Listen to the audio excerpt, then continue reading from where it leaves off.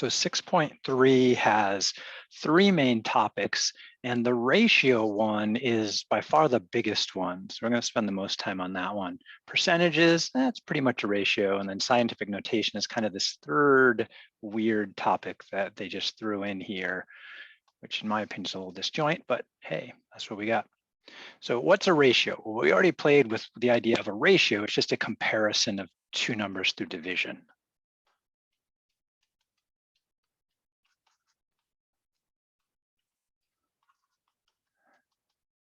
It was one of our interpretations of what a fraction is, and usually that comparison through division compares two different quantities.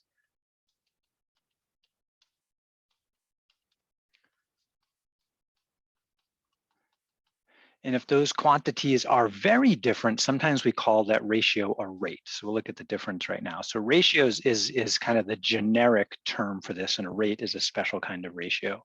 So common ratio would be, for example, in this math for elementary school teachers class that I'm teaching right now, if we looked at the gender ratio in terms of, say, female to male students, in this particular section, this quarter in 2022, there is a ratio of 13 to 2. And sometimes we'll write that as 13 to 2 with the word 2 in between. Sometimes that ratio will have a semicolon colon in between. Sometimes that ratio will be written with a slash, like division, in between, or maybe as a fraction, 13 to 2. When I'm playing around with ratios, often I'm going to use that to do something, and I like the fraction format of that, and I'll often write the definition of it also. So for example, in fraction form, I have the ratio of female students to male students written as a fraction. And in this case, that ratio is 13 to 2. Sorry, I forgot to silence my phone.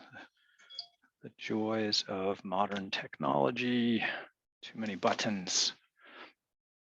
And then sometimes we extend the ratio and wonder, well, okay, if that ratio is consistent, what would the number of males be if there happened to be 15 females? And when we take a ratio like this and compare it to another in terms of equality like that, that joining with equals of two ratios is called a proportion. And so we're going to spend a bit of time on proportions as we work with ratios and percentages. So anytime you have a comparison of two things, you could use division to make that comparison. Sometimes we compare with subtraction and say how much bigger is one than the other, but often we use division to do that comparison. And again, that's what a ratio is. If the two quantities are very different, now males and females, in this case, they're both students, so they're really not that different. So I'm comparing students there. Some students are female, some students are male. Sometimes there's very different quantities when we play around with ratio. Like for example, when I drive my car in a residential neighborhood, I might drive at 25 miles per 1 hour, right? 25 miles per hour. And remember, per literally means divide. And this kind of ratio, since a mile is a very different thing than an hour, this kind of ratio is also known as a rate. So a rate is basically a ratio with very different quantities.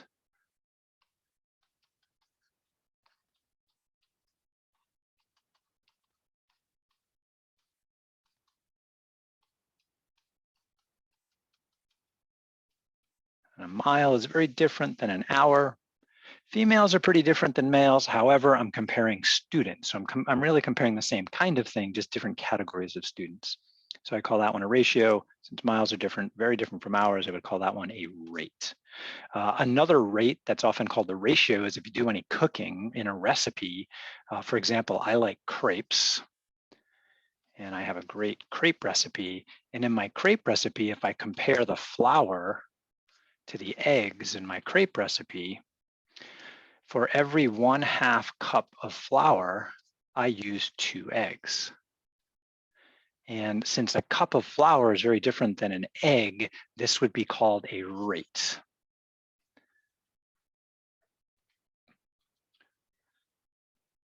So ratio versus rate, a rate is a type of ratio. So all kinds of places these comes up. Anytime we want to calculate some kind of speed, for example, how quickly or slowly something happens, that's a rate, which is a kind of ratio. Recipes have ratios of ingredients, which can also be called rates. In geometry, we have an idea called similar figures.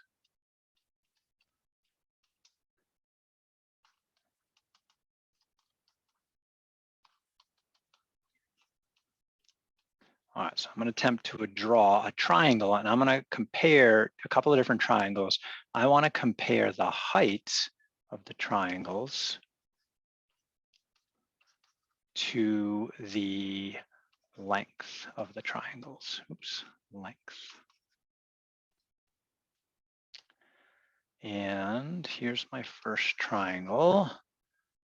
All right, so let's see. I'm attempting to draw a line. Let's measure this out a little bit.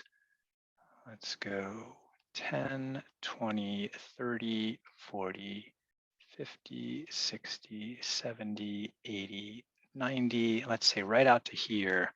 Let's call that 100 centimeters. So this is, we're zoomed out on this right there.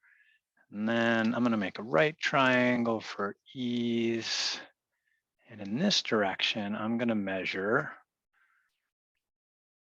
1, 10, 20, 30, 40, 50. Let's go over to 60.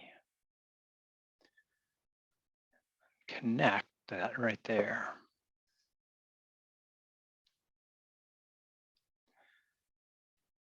So this is one triangle. I'm going to make another triangle inside of that there. So for this triangle here, I'm going to go out to 10, 20, 30, 40, 50, 60. And I want to make a similar triangle. If the triangle is similar to another, then that means they should have exactly the same shape. So I'm wondering what the length should be so that these triangles are similar.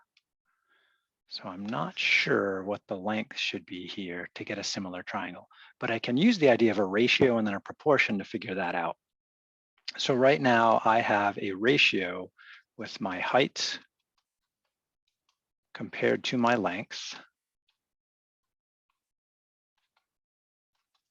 My height is 60 and my length is 100 on the original triangle. And I'm trying to build a new triangle. And in that new triangle, I want the length to be 60. And I labeled that length. I meant height there. Let's fix that. Height is typically vertical. So what's the height going to be if the length is 60? So length is 60. That goes down here. And I'm in the habit of writing what the numerator means and what the denominator means. So I put the numbers in the right spot. So what is that height? So I have a triangle that has the same shape, and we can figure that out here. One way to solve something like this, there's a couple of ways, is cross multiply and divide. So if I cross multiply 60 times 60, on the other side, I would have 100 times h, and then divide that 100 to the other side. So you probably learned that cross multiply and divide. Another technique that would work here also is, since I'm trying to figure out what h is and I'm dividing by 60 here, I could just multiply the 60 to the other side and you should see that I get that right away there. So a couple of techniques. So what is 60 times 60 divided by 100? Well, we can clean that up without using the calculator here. 10 goes into 60 6 times and 100 10 times. Same thing here, 10 goes into 66 times and 10 one time. So that means the height ought to be 36 units. So let's try to measure that off here.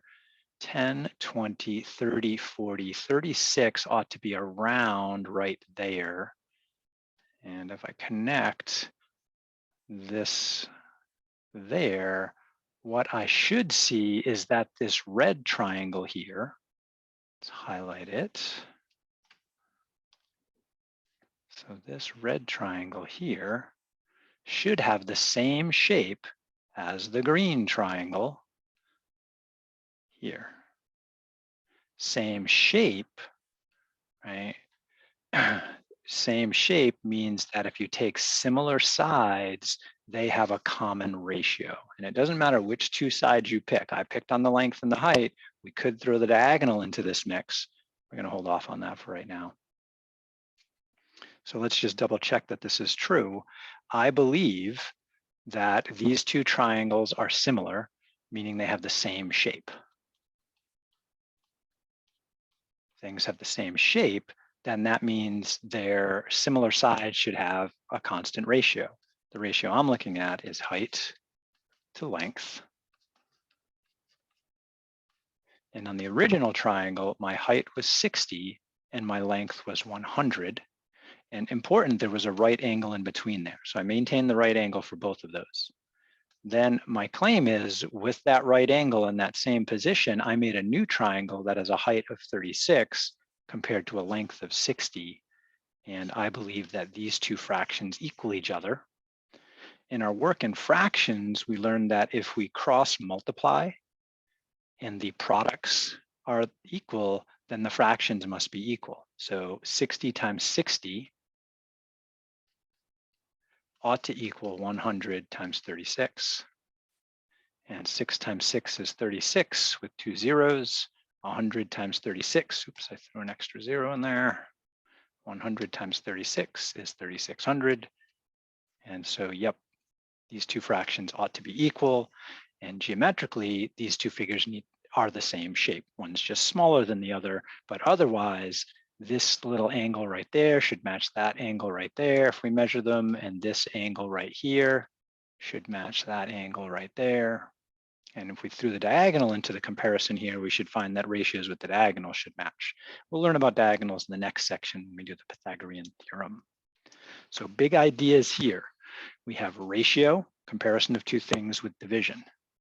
We have rate, when those two quantities are very different from each other, we call it a rate.